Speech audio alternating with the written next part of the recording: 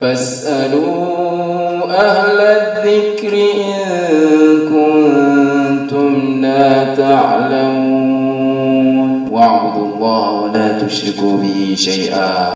بسم الله الرحمن الرحيم. Alhamdulillah Rabbil Alamin. Wassalatu wassalamu ala Rasulillah amma ba'd. Vos frères de l'île de Mayotte sont heureux de vous présenter cette conférence intitulée S'exposer avant d'apprendre et le danger d'apprendre la science uniquement dans les livres sans revenir aux savants. Cette conférence est présentée par Abu Abdillah Mehdi At-Tunsi Hafidallah Azza wa Jal. Falyatafaddal.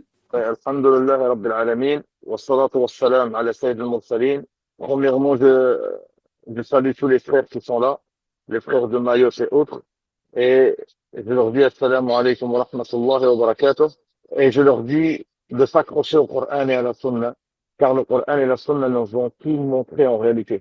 Et une des choses que Allah Azza wa Jalla nous a dit dans le Coran, c'est que celui que Allah lui ouvre son cœur pour l'islam, celui-là, Allah lui veut le bien. Car il a dit, من يشرح صدره من يرد الله به خيرا يشرح صدره للإسلام. Celui que Allah lui veut le bien, il ouvre son cœur pour l'islam. Ça veut dire que quand Allah t'accorde l'islam, c'est qu'il veut pour toi le bonheur. Et la deuxième chose, pour avoir le bonheur total, c'est quand Allah t'accorde aussi l'ilm. Car le prophète sallallahu alayhi wa sallam a dit, من يرد الله به خيرا يفقهه في الدين. Celui que Allah lui veut le bien, il lui donne la jurisprudence dans la religion. Dans la religion. Donc, ici, Allah Azza wa Jal, il a montré l'importance d'être musulman et de apprendre la religion. Sauf que cette religion, comment on l'apprend? Cette religion, on l'apprend pas tout seul avec les livres et on l'apprend pas avec Google. Mais Allah il nous dit dans le Coran, Is'alu ahli dhikri in kuntum la ta'lamun. Demandez aux gens de savoir si vous ne savez pas. Bien sûr, les frères, la secte des Sabril vous disent que tu sors avec eux parce que cela te suffit pour avoir la science. Pour avoir la science. Bien sûr, ceci est un mensonge car le prophète sallallahu alayhi wa sallam, il dit إنما العلم بالتعلم والحلم بالتحلم ومن يتحرى الخير يعطه ومن يتوقى الشر يوقه. Ça veut dire, al-ilm, c'est en l'étudiant, ou al-hilm, c'est en patientant. Et celui qui fait les causes pour avoir le bien, on lui donnera. Et celui qui fait les causes pour s'éloigner du mal, on l'éloignera. On l'éloignera. Donc, Harry, c'est une chose très importante à savoir et à connaître. Donc, il faut talab al-ilm, il faut étudier. Il faut étudier. Maintenant, il y a une chose à savoir. Comment on étudie? Eh bien, on va vers les ulama. Car Allah, il a dit, Is'alu ahli dhikri in kuntum la ta'lamun. Demandez aux gens du savoir si vous ne savez pas. Et le prophète sallallahu alayhi wa sallam, et Allah, il dit aussi dans le Coran, fas'al alladhina yaqra'una al-kitaba min qablik. Demande aux gens qui lisez les livres avant toi. Ça veut dire, il lui a pas dit, lis toi-même les livres, etc. D'accord? Donc, comme ils ont expliqué les ulama, l'ilm, il se prend pas des livres, mais il se prend des ulama. Il se prend des ulama. Et si vous remarquez le hadith où le prophète sallallahu alayhi wa sallam, il explique la disparition du ilm, il dit qu'il ne le prend pas intiza'an min sudur al-ulama, walakin bi mawt al-ulama. Subhanallah, dans ce hadith-là, il y a un secret que très peu de gens ont décelé. C'est que le ilm, il est auprès des ulama et non des livres. C'est que le prophète sallallahu alayhi wa sallam dit, Allah ne va pas prendre le ilm par le fait de l'enlever du cœur des savants, mais par la mort des savants. Il nous montre que l'ilm, il est auprès des savants et non dans les livres, parce que sinon, les savants peuvent mourir et les livres seront toujours là. On aurait pu apprendre avec les livres, mais le prophète sallallahu alayhi wa sallam nous dit que Allah va prendre la science par la mort des savants jusqu'à ce qu'il ne reste que des têtes d'ignorants. Ça veut dire que le ilm, tu ne peux le prendre que vers les savants et non vers les livres. Les frères comprenaient l'importance de cette science où le prophète sallallahu alayhi wa sallam, il explique que al-ilm warathatul anbiya, que l'ilm, c'est l'héritage des prophètes. L'héritage des prophètes. Donc, il faut que vous compreniez que cette science, Allah, il t'élève par elle, car Allah, il dit dans le Coran, yarfa'u Allah alladhina amanu minkum walladhina utul ilma darajat. Allah Azza wa Jal élève ceux qui ont cru parmi vous et ceux qui ont eu la science en degré. Et ceux qui ont eu la science en degré. D'accord? Donc, al-ilm, nour, Allah il a comparé l'ignorant et le savant à l'aveugle et aux voyants, et aux voyants. Et il appelle le ilm nur. Il a appelé le ilm nur. Donc, c'est une lumière. Donc, et en plus de ça, le Nabi sallallahu alayhi wa sallam, il dit, comme toi, celui qui prend un chemin pour apprendre une science, Allah lui facilite le chemin du paradis. Allah lui facilite le chemin du paradis. Et le chemin se divise en deux. Les ulama ont dit que le chemin, il y a at-tariq al-hissi wa at-tariq al-ma'nawi. Le chemin réel, yani ressenti, et le chemin invisible. Le chemin réel ressenti, c'est le chemin que tu prends pour aller à la mosquée. Par exemple, quand tu vas à la mosquée pour apprendre une science, eh bien, tu as la ajr d'un hajj. Et le Nabi sallallahu alayhi wa sallam, il dit, من أتى إلى المسجد ليتعلم علما أو يعلمه كان له أجر حاج تام حجته. Celui qui vient vers une mosquée pour apprendre une science ou l'enseigner, il a le ajr d'un hajj complet dans son hajj. Et il y a aussi le chemin invisible. Quand tu vas sur YouTube, ou quand tu viens sur Telegram là maintenant pour écouter le dars, etc., ça c'est un autre, c'est un chemin aussi. C'est pas forcément un chemin, une route que tu as pris avec tes pieds, mais c'est une route que tu as pris en cliquant sur les choses. Ça aussi c'est un chemin. Et c'est ce qu'on appelle at-tariq al-ma'nawi. Yani un chemin, mais pas un chemin yani, qu'on marche devant, un chemin invisible. Donc, il est très important que vous appreniez votre science parce que si vous n'étudiez pas, que vous n'apprenez pas votre science avec les ulama, premièrement, vous allez lire les livres et vous aurez une compréhension erronée et personne ne sera là pour vous corriger et vous allez propager l'erreur que vous avez cru être la vérité. Donc, il est très important d'étudier avec un shir ou avec un étudiant qui a étudié avec les chouyours pour qu'il vous corrige vos erreurs, car lui-même a été corrigé par le shir. Et il est interdit de rentrer dans les livres tout seul, car wallahi, celui qui rentre dans le livre tout seul, ses erreurs seront beaucoup plus nombreuses que ses vérités. Et ses mauvaises compréhensions seront beaucoup plus destructrices que, que, que la vérité à laquelle il veut appeler. Par conséquent, il est obligatoire d'apprendre la science vers les ulama.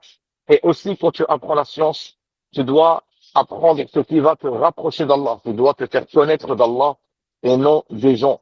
N'apprenez pas la science pour vous faire connaître les gens, pour avoir un nom, pour être célèbre, pour que les gens disent Masha'Allah, c'est le shirk. Sachez que le prophète sallallahu alayhi wa sallam a dit, déjà, premièrement, avant même que le prophète qu'il dise, il faut que vous compreniez que talab al-ilm, c'est une ibad. L'étude de la science islamique est une adoration. C'est une adoration. Et l'adoration ne doit être que pour Allah. Et Allah, il dit dans le Coran, قل إن صلاتي ونسكي ومحياي ومماتي لله رب العالمين.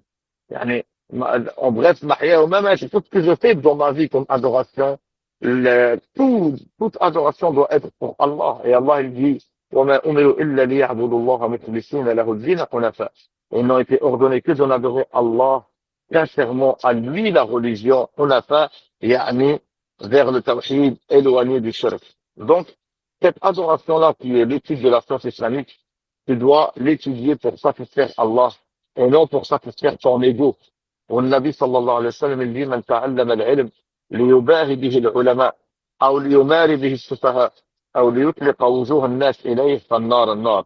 Celui qui apprend la science pour avoir les éloges des savants ou passer les ignorants ou avoir une place de choix auprès des gens, yani être connu, réputé, être célèbre, et il a dit celui-là alors est en enfer.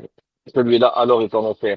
Et dans un autre hadith, le Nabi sallallahu alayhi wa sallam il dit من تعلم علما مما يبتغى به وجه الله لا يتعلمه إلا لعرض من الدنيا فحرام عليه عرش الجنة. Celui qui apprend une science que tu es censé l'étudier que pour satisfaire Allah, mais que tu l'apprends pour quelque chose de la dunya comme l'argent ou la célébrité, même l'odeur du paradis te sera interdite. Par conséquent, il faut étudier pour satisfaire Allah et non pour satisfaire son ego. Il faut chercher à se faire connaître d'Allah et non à se faire connaître des gens. D'accord? Ça, c'est une chose très importante. Une fois que tu as appris, à ce moment-là, tu pourras parler. Tu pourras parler. Car il est interdit de parler sans science dans cette religion. Il est interdit de parler sans science dans cette religion. Pourquoi? Tout simplement parce que cette religion est une religion qui ne peut parler qu'avec science, car Allah l'ordonne et interdit de parler sans science. Allah dit dans le Coran, قل هذه سبيلي أدعو إلى الله على بصيرة. Dit ceci est mon chemin, j'appelle à Allah avec science, avec science. أنا ومن اتبعني. Ça veut dire j'appelle à Allah avec science, moi et tous ceux qui m'ont suivi. Là, il y a juste de parler sans science. Et tu dois parler aussi avec hikmah, avec sagesse. Et la sagesse, elle vient très, très souvent de l'expérience. Et aussi avec le bon comportement. Et le Nabi sallallahu alayhi wa sallam, Allah dans le Coran dit, Ud'u ila sabili rabbika bil hikmati wal maw'idati al hasana. Appelle au sentier de ton Seigneur avec sagesse et avec le meilleur comportement. Et le fait de parler sans cette science, sans cette hikmah, wallahi, que tu vas détruire plus que tu vas faire quoi que ce soit d'autre. Car ceux qui parlent premièrement sans science, ils sont dans le haram. Et ils obéissent à Allah ils désobéissent à Allah directement. Car Allah a ordonné de parler sans science. Et il a montré que ceux qui parlent sans science, en réalité, ils sont sur le sentier du shaitan et non sur le sentier d'Allah. Car Allah dit dans le Coran, وَلَا تَتَّبِعُوا خُطُوَاتِ الشَّيْطَانِ إِنَّهُ لَكُمْ عَدُوٌّ مُبِينٌ إِنَّمَا يَأْمُرُكُم بِالسُّوءِ وَالْفَحْشَاءِ وَأَن تَقُولُوا عَلَى اللَّهِ مَا لَا تَعْلَمُونَ. Ne suivez pas les pas du shaitan car il est pour vous un ennemi déclaré.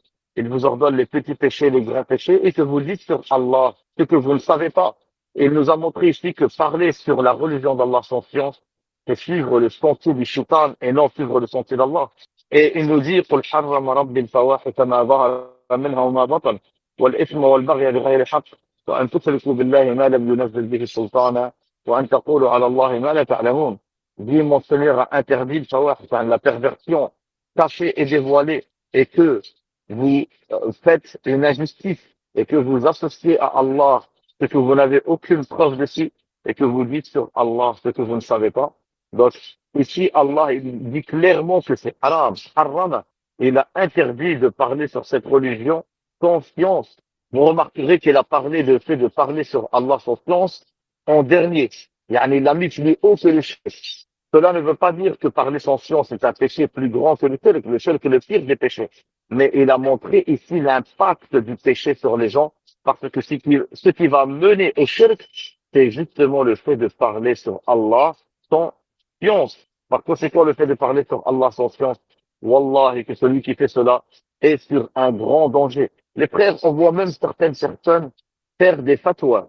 Quelqu'un va lui poser une question, carrément, il lui demande une fatwa, et il va lui répondre en lui autorisant ce que Allah a interdit, ou en lui interdisant ce que Allah il lui autorise ce que Allah a interdit, ou lui interdit ce que Allah autorise, et il lui fait une fatwa, et la personne qui reçoit la réponse, forcément, va être dans le haram à cause de l'ignorant qui lui a fait une fatwa. Attention, qu'il sache celui-là que Allah dit dans le Coran, وَمَنْ يَشْفَعْ شَفَاعَةً سَيِّئَةً يَكُنْ لَهُ كِفْلٌ مِنْهَا. Celui qui intercède pour un mal, il aura une partie de ce mal. Et que le prophète sallallahu alayhi wa sallam a dit, مَنْ أَخْطَى بِفَتْوَى فَإِثْمُهُ عَلَى مَنْ أَفْتَاهُ. Celui qui se trompe à cause d'une fatwa, eh bien son péché, il est sur celui qui lui a donné cette fatwa. Et je finis sur une chose qui est le comportement. Les personnes qui parlent sans science, qui aiment tafaddur, qui aiment se montrer, qui aiment parler, qui aiment qu'on les appelle chers, tu vas les trouver, ils ne savent pas faire la différence entre le tour ou le bourg, et ouvrir des TikTok, des télégrammes, faire des dourouches, etc. Et tu vas trouver leur aqidah complètement erronée.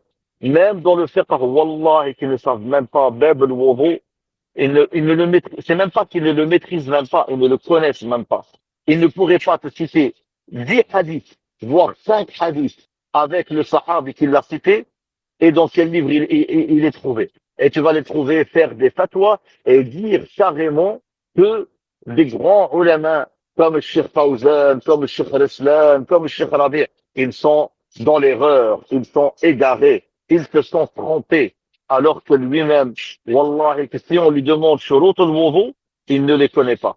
Ah, donc tu vas trouver, en général, ce sont les fatans, ce sont les pires des fatans, ce sont les premiers qui vont critiquer les ulama. Pourquoi?